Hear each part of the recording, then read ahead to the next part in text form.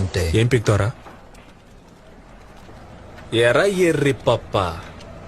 ఎటువంటి కష్టం పడకుండా అసలే క్వాలిఫికేషన్ లేకపోయినా మీ నాన్న ఉన్నోడనే ఒకే ఒక కారణంతో చెమట కూడా పట్టకుండా స్ట్రైట్ గా ఎండి చైర్ లో కూర్చున్న నీకేంత పొగరుంటే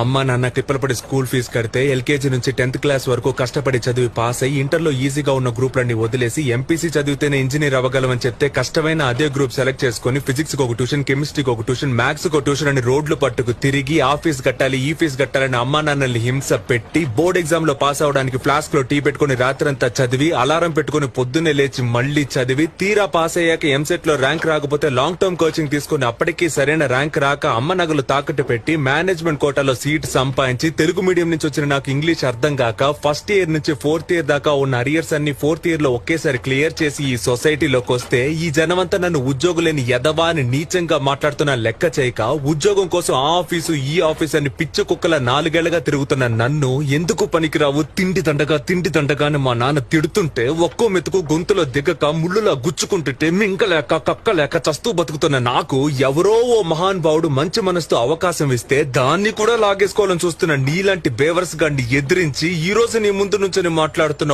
ఉద్యోగులేని గ్రాడ్యుయేట్ ని నాకెంత పొగరుండాలరా.